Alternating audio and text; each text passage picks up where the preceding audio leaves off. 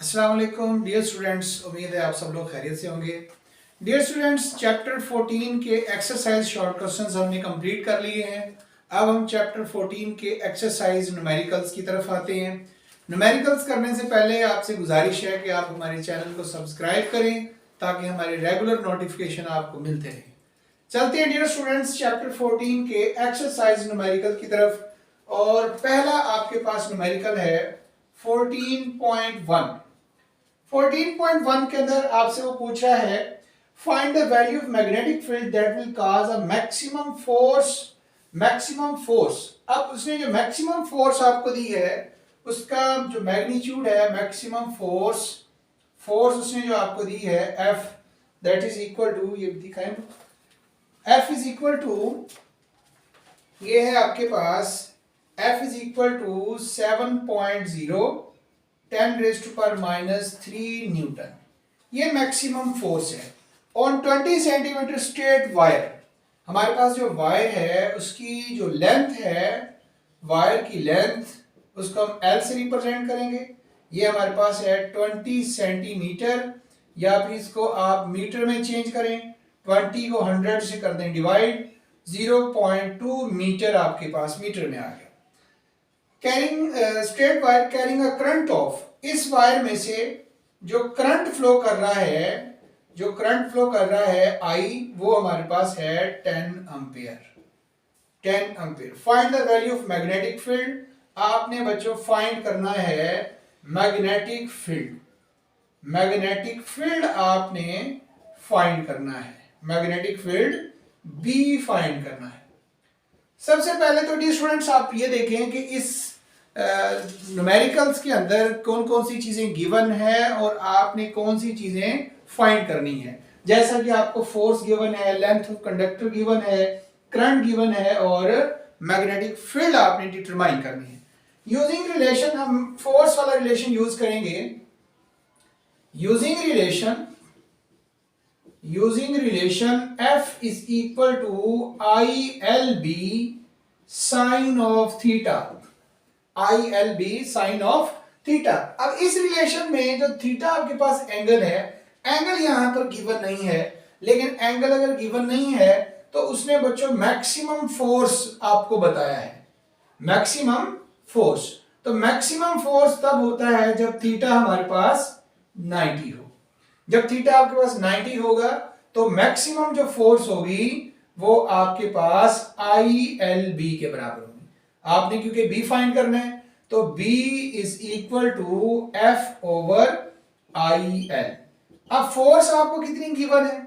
Force आपके पास है 7.0 10⁻³ और करंट आपके पास है 10 एम्पेयर, और इसी तरह से आपके पास लेंथ ऑफ कंडक्टर है 0.2। इसे आप करेंगे सॉल्व, कैलकुलेटर से सॉल्व करें तो ये आपके पास आता है 3.5 10⁻³ टेस्ला।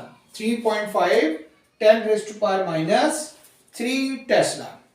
ओके जी, तो ये था डियर स्टूडेंट्स हमारे पास 14.1 पहला न्यूमेरिकल। अब हम इसके बाद चलते हैं अगले न्यूमेरिकल की तरफ, 14.2 की तरफ।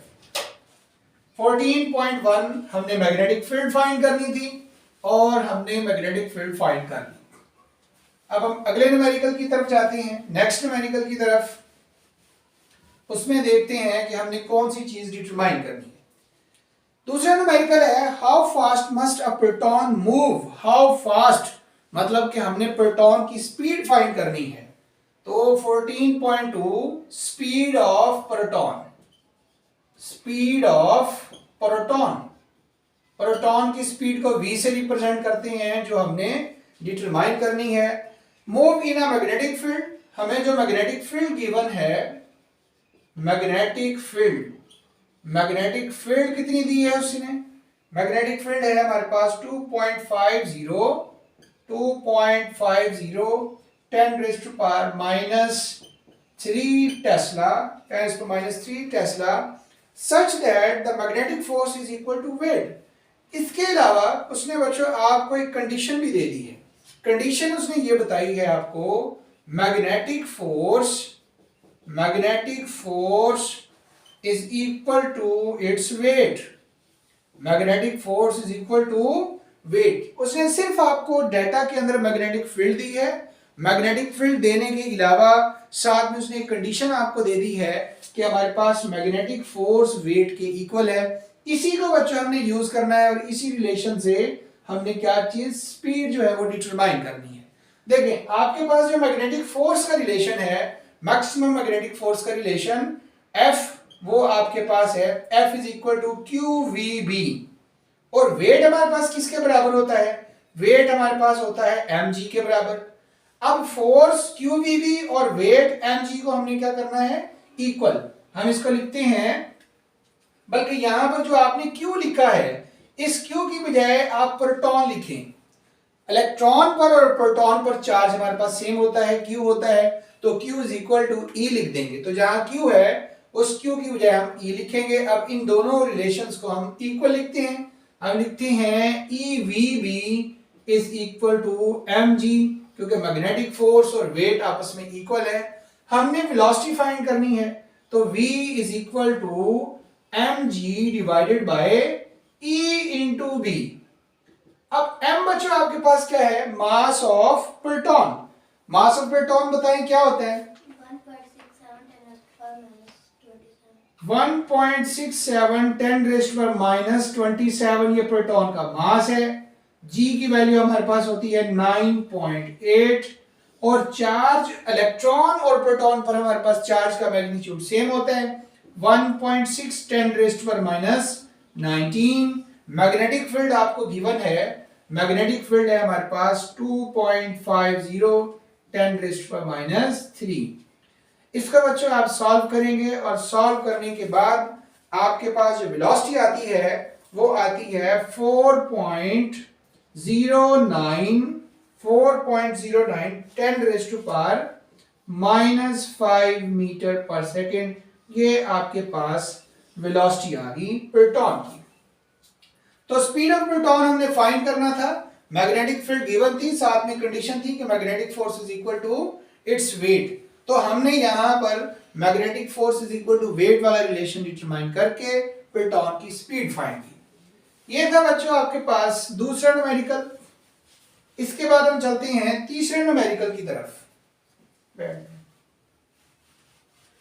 तीसरा न्यूमेरिकल हमारे पास क्या है? 14.3।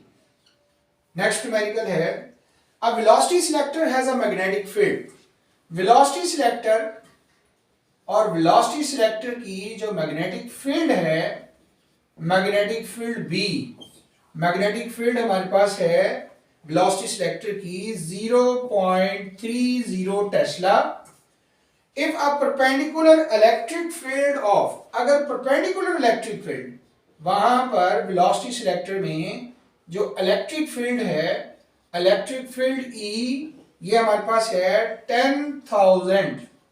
10,000 वोल्ट पर मीटर अप्लाई करें। What will be the speed of a particle that will pass through the selector? Speed of particle, यहां भी आपने speed of particle डिटरमाइन करना है, V ही आपने फाइंड करना है।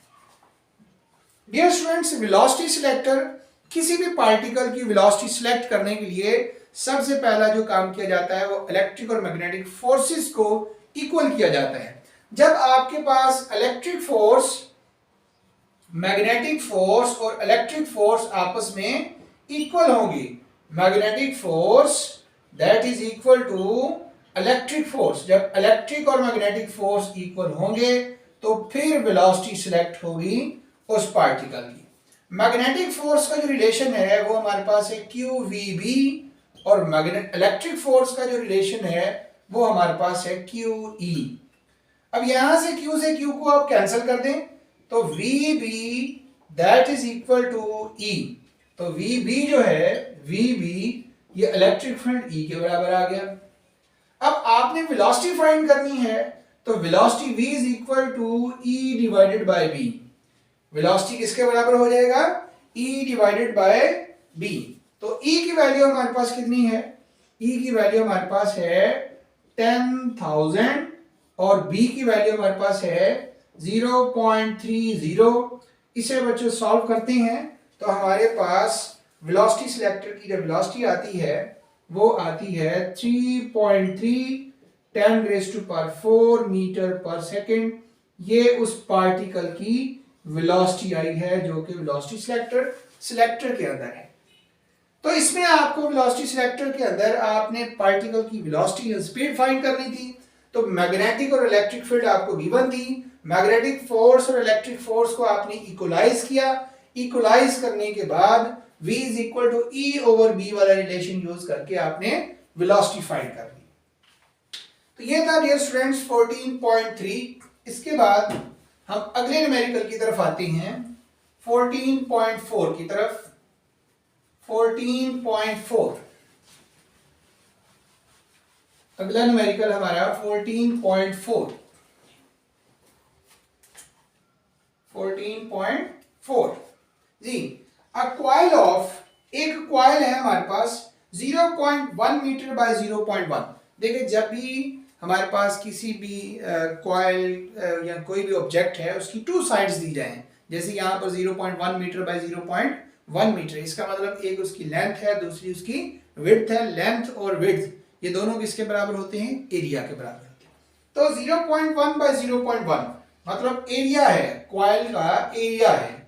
एरिया ऑफ कॉइल इसको लिखते हैं 0.1 मीटर मल्टीप्लाई बाय 0.1 मीटर, तो ये बन जाएगा 0.01 मीटर स्क्वायर। ये आपके पास कॉइल का एरिया आ जाएगा। And of 200 turns, number of turns, इस कॉइल के जो नंबर ऑफ टर्न्स हैं, नंबर ऑफ टर्न्स n, ये हमारे पास हैं 200 नंबर ऑफ टर्न्स हैं। Carrying a current of 1 milli ampere.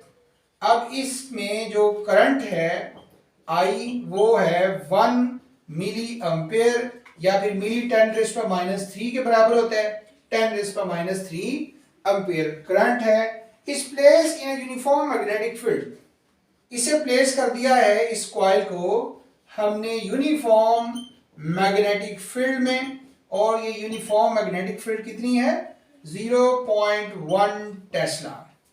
Calculate the maximum torque, आपने मैक्सिमम टॉर्क फाइंड करना है। मैक्सिमम टॉर्क फाइंड करना है। तो डियर स्टूडेंट्स, टॉर्क मैक्सिमम कब होगा? हमारे पास जो टॉर्क का रिलेशन है वो है NIAB cos of alpha. NIAB cos of alpha. तो जब टॉर्क मैक्सिमम होता है, for maximum torque, maximum torque के लिए हमारे पास plane of loop magnetic field के पैरेलल होती है, या हम लिखते हैं alpha is equal to 0, angle जो है वो 0 होगा, और मैक्सिमम टॉर्क फिर आपके पास बनता है NIAB। ये आपके पास मैक्सिमम टॉर्क है। अब इसके अंदर आपने जस्ट वैल्यूज पुट कर देनी है।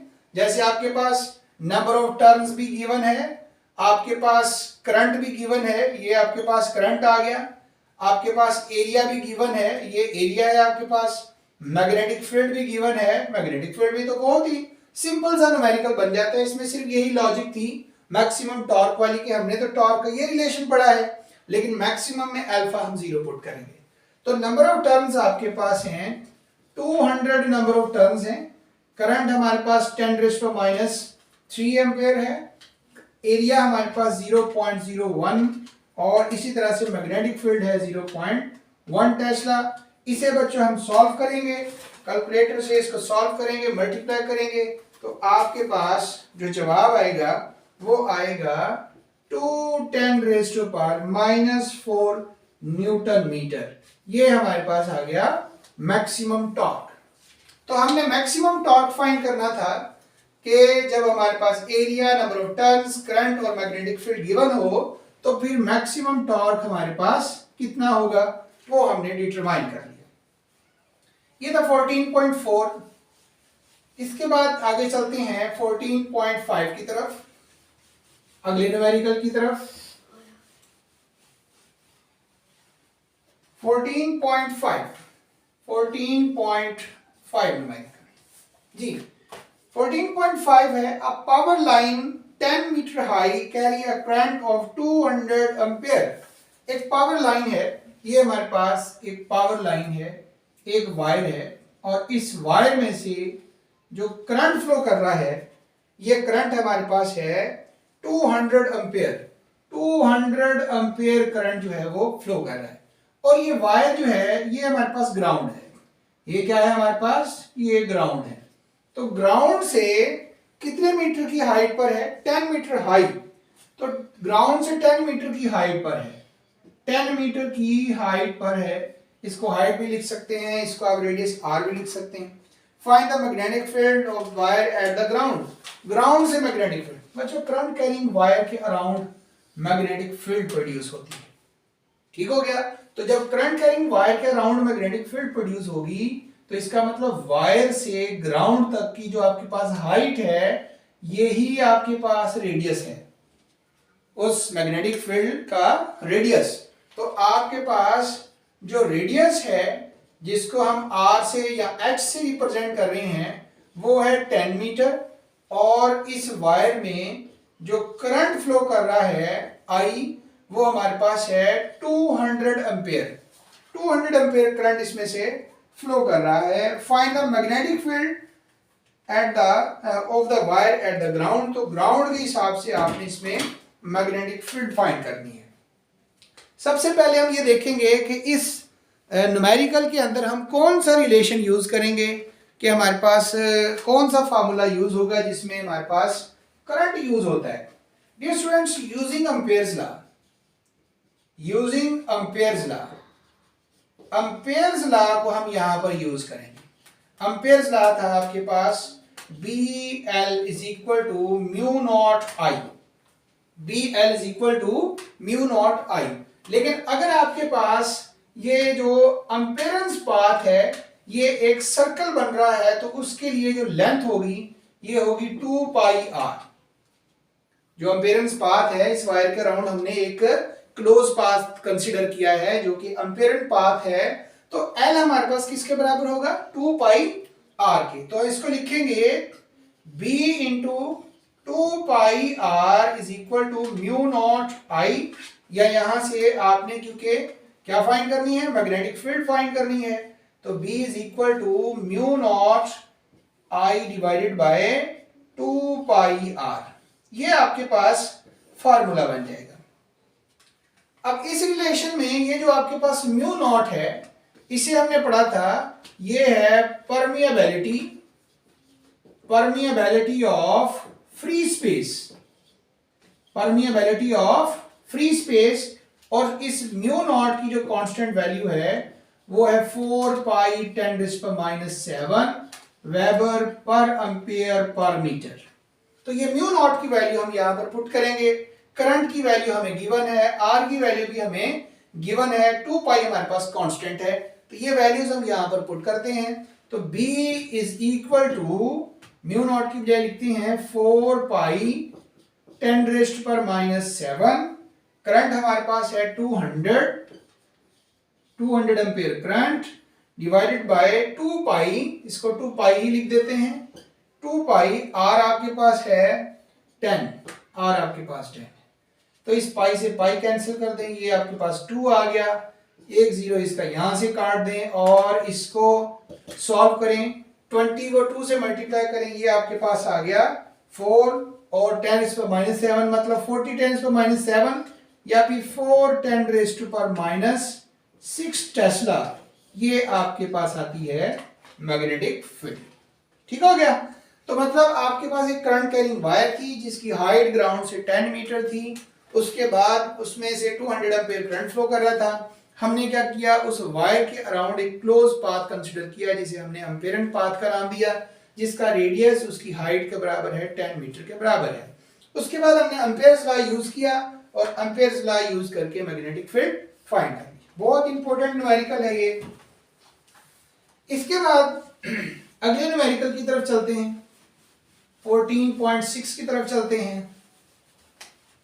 14.6 next numerical.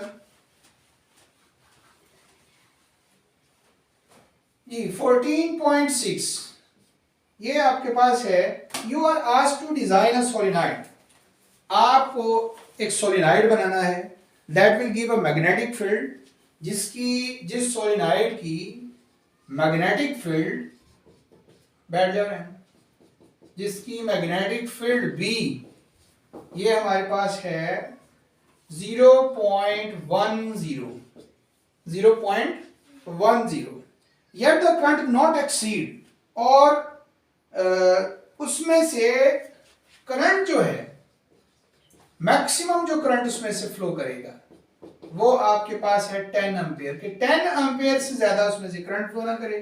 Find the number of turns per unit length, आपने फाइंड करना है number of turns per unit length. ये जो स्मॉल n है ये होता है number of turns per unit length. तो आपने स्मॉल n फाइंड करना है, number of turns per unit length find करना है। ओके जी, आपको गिवन क्या है? आपको मैग्नेटिक फील्ड गिवन है, आपको करंट गिवन है, और आपने number of turns per unit length जो है वो फाइंड करना है। यहां भी हम एम्पेयर्स लॉ यूज करेंगे, यूजिंग एम्पेयर्स लॉ। तो एम्पेयर्स लॉ को यूज करेंगे, यहां रिलेशन यूज करेंगे B is equal to mu naught N I. तो इस n की वैल्यू आपने फाइंड करनी है, म्यू नॉट और i को इधर ले जाएं तो ये आ जाएगा आपके पास B over mu naught i that is equal to n, ये स्मॉल n के बराबर होगा। और म्यू नॉट जो है इसको आप रट लें, इसको अच्छी तरह से याद कर लें। इसकी वैल्यू है 4 पाई 10⁻⁷ वेबर पर एम्पियर पर मीटर। ओके जी, अब वैल्यूज पुट करें। बी आपके पास कितनी गिवन है मैग्नेटिक फील्ड 0.1, म्यू नॉट कितना है 4, पाई की वैल्यू 3.14 10⁻⁷, और करंट कितना है आपके पास 10 एम्पियर है। इसे बच्चों सॉल्व करेंगे कैलकुलेटर से, और सॉल्व करने के बाद आपके पास जवाब आएगा 7.96 10⁻³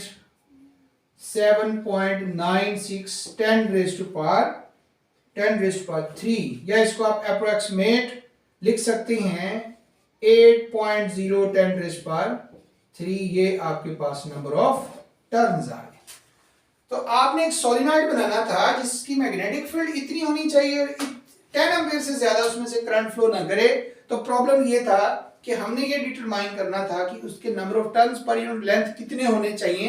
तो वो हमारे पास आ गए हैं 8 number of turns per unit length होने चाहिए। ये था डियर स्टूडेंट्स 14.6। इसके बाद चलते हैं 14.7 की तरफ। अगला न्यूमेरिकल हमारा 14.7। 14.7 न्यूमेरिकल में क्या कह रहा है वो, what current should pass through the solenoid, solenoid में से कितना करंट गुजरेगा। मतलब शुरू में ही उसने आपसे पूछ लिया, करंट को पूछ रहा है आपसे कि सोलिनॉइड में से कितना करंट जो है वो फ्लो करेगा। दैट इज 0.5 मीटर लॉन्ग, जिसकी लेंथ जो है आपके पास लेंथ वो है 0.5 metre length with 10,000 number of turns, और number of turns capital N, ये कितना गिवन है आपको, नंबर ऑफ टर्न्स है 10,000 नंबर ऑफ टर्न्स हैं of copper wire, so that it will have magnetic field. और इस सोलिनॉइड की जो मैग्नेटिक फील्ड है, मैग्नेटिक फील्ड है हमारे पास कितनी है 0.4 टेस्ला। तो आपने क्या चीज फाइंड करनी है, आपने करंट फाइंड करना है। तो डियर स्टूडेंट्स देखें, ये भी बिल्कुल जो एम्पेयर्स लॉ जैसे आपने पिछला न्यूमेरिकल सॉल्व किया है उसी जैसा है, थोड़ा सा इसमें चेंज है। यहां भी एम्पेयर्स लॉ यूज करेंगे, using Ampere's law. Using Ampere's law, तो अम्पेयर्स लॉ यूज करेंगे, B is equal to mu naught N I, mu naught N I. लेकिन यहां आपको स्मॉल एन नहीं गिवन, आपको कैपिटल एन गिवन है और लेंथ ऑफ कंडक्टर गिवन है, और स्मॉल एन आपने पढ़ा है ये होता है number of turns per unit length, N over L. तो आप यहां पर स्मॉल एन लिखने की बजाय यहां पर लिखिए एन ओवर एन, तो रिलेशन आपके पास बन जाएगा म्यू नॉट एन आई ओवर एल। लेकिन आपने इस करंट को फाइंड करना है, length of conductor magnetic field से मल्टीप्लाई होगा, इधर जाके मैग्नेटिक फील्ड से मल्टीप्लाई होगा, म्यू नॉट और एन इधर आगे, म्यू नॉट एन इधर आगे डिवाइड हो जाएंगे, और ये फार्मूला बन गया I is equal to B L mu naught N. अब यहां पर म्यू नॉट आपका कांस्टेंट है 4 pi 10⁻⁷ weber per ampere per metre. बाकी वैल्यूज गिवन है, मैग्नेटिक फील्ड कितनी गिवन है 0.4 मल्टीप्लाई, लेंथ ऑफ कंडक्टर कितना है 0.5, म्यू नॉट कितना है आपके पास 4 पाई, 4 पाई की वैल्यू आप लिख दें 3.14 10⁻⁷। नंबर ऑफ टर्न्स कितने हैं 10,000 नंबर ऑफ टर्न्स यहां पे लिखेंगे। फिर इसके बाद इसको हम करेंगे सॉल्व, और सॉल्व करने से हमारे पास ये आता है 16 एम्पेयर। करंट कितना आ जाता है 16 एम्पेयर। तो इस रिलेशन के अंदर भी उसने एम्पेयर्स लॉ से रिलेटेड ही न्यूमेरिकल हमें दिया, बस थोड़ा सा चेंज ये था कि बजाय number of turns per unit length देने के उसने नंबर ऑफ टर्न्स अलग दे दिए और लेंथ हमें अलग दे दी। उससे आपकी मर्जी है कि आप यहां से पहले स्मॉल एन की वैल्यू फाइंड करके फिर म्यू नॉट एन आई वाला रिलेशन यूज कर लें, या फिर आप इधर स्मॉल एन की बजाय एन ओवर एल लिख के एक फार्मूला ड्राइव कर लें, एक फार्मूला बना के वैल्यूज पुट करके फिर न्यूमेरिकल फाइंड कर लें, जैसे आपको आसान लगे। ये था डियर स्टूडेंट्स 14.7। इसके बाद हम चलते हैं 14.8 की तरफ। 14.8 A galvanometer have internal resistance। Galvanometer की इंटरनल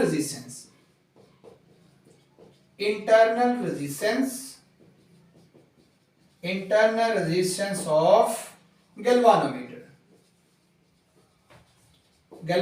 की इंटरनल रेजिस्टेंस को Rg से रिप्रेजेंट किया जाएगा, और ये आपके पास है 15 ohm. Internal resistance of galvanometer 15 ओम।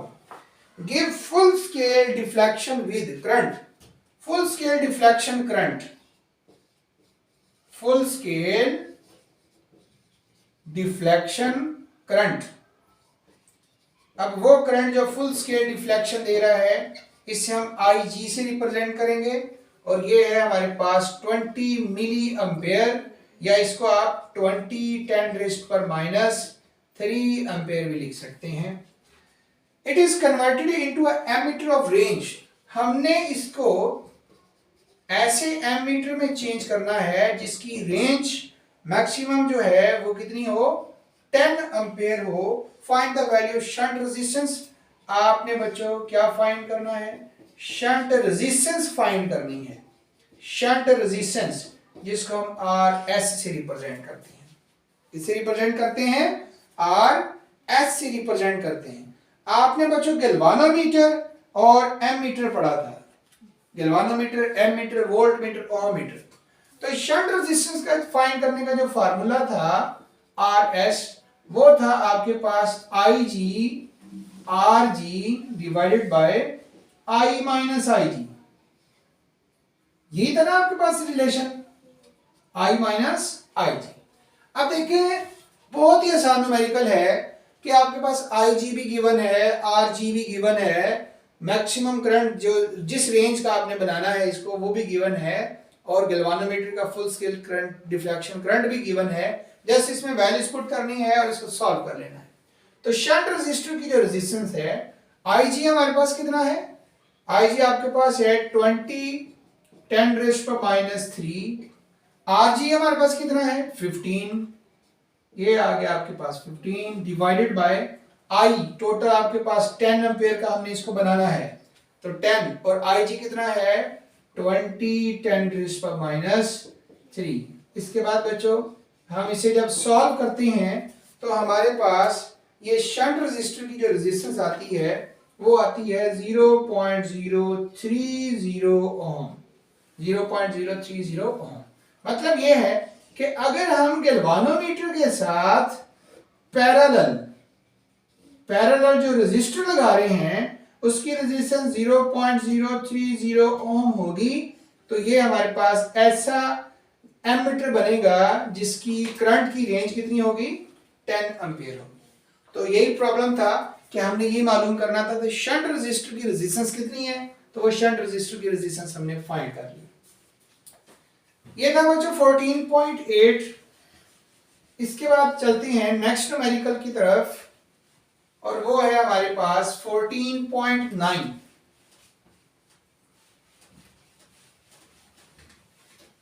14.9 जी 14.9 14.9 के अंदर resistance of a galvanometer, resistance of galvanometer, resistance of galvanometer, galvanometer की जो रेजिस्टेंस है आर जी वो कितनी है, वो है हमारे पास 50 ohm galvanometer resistance. Read full scale deflection with the current, galvanometer full scale deflection current, galvanometer full scale deflection current, इसको हम रिप्रेजेंट करेंगे आईजी से। किसे रिप्रेजेंट करेंगे, आईजी से रिप्रेजेंट करेंगे, ठीक है। अब इसकी जो वैल्यू गिवन है आपको वो हमारे पास है 2 मिली एम्पेयर। कितना करंट है हमारे पास 2 मिली एम्पेयर, या इस गैल्वानोमीटर फुल स्केल डिफ्लेक्शन को आप 2 10⁻³ एम्पेयर भी लिख सकते हैं। Okay, show by diagram how to convert this galvanometer into voltmeter reading. तो गैल्वानोमीटर को आपने वोल्टमीटर में चेंज करना है और कितने वोल्टेज का कितना पोटेंशियल डिफरेंस फाइंड करने की एबिलिटी ये रखेगा, कितना पोटेंशियल डिफरेंस V फाइंड करने की एबिलिटी रखेगा 200 वोल्ट वाला आपने वोल्टमीटर बनाना है। इसको डायग्राम से भी शो करना है, लेकिन प्रॉब्लम वही है कि पहले अगर हम इसको वोल्टमीटर में चेंज करना चाहते हैं तो हमें क्या करना पड़ेगा, हाई रेजिस्टेंस फाइंड करनी पड़ेगी। हमें फाइंड करनी पड़ेगी हाई रेजिस्टेंस, कि इसे कितनी रेजिस्टेंस के साथ हम कनेक्ट करें कि ये 200 वोल्ट्स वाला हमारे पास वोल्टमीटर बन जाए। ओके जी, तो इसका जो रिलेशन है आपके पास हाई रेजिस्टेंस फाइंड करने का वो है V/IG माइनस RG, ये रिलेशन है V/IG माइनस RG। तो V हमारे पास कितना है, V है आपके पास 200, IG हमारे पास है 2 मिली एम्पेयर या 2 10⁻³ RG हमारे पास कितना है -50। इसे बच्चों हम सॉल्व करते हैं तो हमारे पास जो रेजिस्टेंस आती है वो आती है 99950 ओम, 99,950 ओम रेजिस्टेंस। मतलब कि अगर हम इसको 200 वोल्ट वाला वोल्टमीटर बनाना चाहते हैं तो गैल्वानोमीटर के साथ हमने क्या करना पड़ेगा, हमें गैल्वानोमीटर के साथ सीरीज में 99,950 ओम का रेजिस्टर सीरीज में जोड़ना पड़ेगा। फिर ये हमारे पास 200 वोल्ट का वोल्टमीटर बन जाएगा। ये ऐसा वोल्टमीटर बनेगा जो 200 तक पोटेंशियल डिफरेंस को मेजर करने की एबिलिटी रखता है।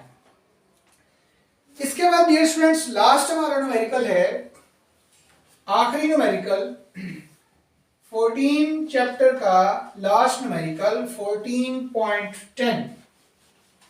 अब इसमें देखते हैं कि हमें कौन कौन सी चीजें गिवन है और हमने क्या चीजें जो है वो डिटरमाइन करनी है। 14.10 numerical resistance of galvanometer coil. Galvanometer की कॉइल की जो रेजिस्टेंस है जिसे हमने RG से रिप्रेजेंट किया है, ये हमारे पास है 10 ohm. Okay, read full scale deflection with a current of full scale deflection. Full scale deflection जो है वो है 1 मिली एम्पियर, या इसको लिख देते हैं 10⁻³ ampere. What should be the value of resistance. आपने रेजिस्टेंस R1 की वैल्यू फाइंड करनी है, R2 की वैल्यू फाइंड करनी है और R3 की वैल्यू फाइंड करनी है to convert into galvanometer into multi range ammeter. मतलब इसको हमने मल्टी रेंज एमीटर में चेंज करना है। R1 के लिए जो आपके पास I1 है वो है हमारे पास है 100 एम्पियर और I2 हमारे पास है 10 एम्पियर और I3 आपके पास है 1 एम्पियर। ये डियर स्टूडेंट्स इसको मल्टी रेंज एमीटर में हमने चेंज करना है। मल्टी रेंज एमीटर में तो हमें वो 3 रेजिस्टेंसेस फाइंड करने पड़ेंगे, R1, R2 और R3। देखिए शंट रेजिस्टेंस का हमने जो फार्मूला पढ़ा है, शंट रेजिस्टेंस का जो हमने फार्मूला पढ़ा है RS, वो किसके बराबर था? वो था IG RG minus I minus IG, ये रिलेशन था। अब जब आपने R1 फाइंड करना होगा तो यहां लिखेंगे IG RG divided by I1 minus IG। इसी तरह से जब आपने R2 फाइंड करना होगा यहां लिखेंगे IG RG divided by I2 minus IG। इसी तरह से R3 जब आपने फाइंड करना होगा यहां लिखेंगे IG RG divided by I3 minus IG। तो आपके पास R1 R2 R3 की वैल्यू आ जाएगी। अब ये वैल्यूज हम कैलकुलेट करते हैं, पुट करते हैं वैल्यूज। IG आपके पास है 10⁻³ इधर पुट करते हैं 10⁻³ RG हमारे पास है 10, I हमारे पास है 100 और IG हमारे पास है 10⁻³ तो R1 की वैल्यू हमारे पास आती है, ये आती है 0.0001 ओम। ये आपके पास आ गया R1। इसी तरह से यहां भी वैल्यू पुट करते हैं 10⁻³ multiply by 10 divided by I2 हमारे पास कितने हैं 10 माइनस 10⁻³। इसे भी सॉल्व करेंगे तो ये हमारे पास आ जाएगा 0.001 ओम। इसी तरह से R3 फाइंड करने के लिए I3 की वैल्यू, IG आपके पास है 10⁻³ RG आपके पास है 10 डिवाइडेड बाय I3 आपके पास है 1 माइनस 10⁻³। इसे सॉल्व करेंगे ये आपके पास आ जाएगा 0.01 ओम। तो R1 जो है R1 आपके पास आ गया 0.0001 ओम। इसी तरह से R2 आपके पास आ गया 0.001 ओम और R3 हमारे पास आ गया 0.01 ओम। तो ये R1 R2 और R3 आ गया। तो डियर स्टूडेंट्स अगर हम R1 R2 और R3 और R3 की वैल्यू हम डिटरमाइन कर सकते हैं, रेजिस्टेंसेस शंट रेजिस्टेंस की वैल्यू हमें मालूम हो जाए तो इस रेजिस्टेंस को हम कनेक्ट करेंगे और एक मल्टी रेंज एमीटर बना लेंगे। ओके जी स्टूडेंट, ये था हमारा चैप्टर 14 के न्यूमेरिकल्स। इंशाल्लाह चैप्टर 15 नेक्स्ट स्टार्ट करेंगे। तो आपसे गुजारिश है कि आप हमारे चैनल को सब्सक्राइब करें ताकि हमारे अगले चैप्टर के भी नोटिफिकेशंस आपको मिलते रहें। बहुत शुक्रिया, अल्लाह हाफिज।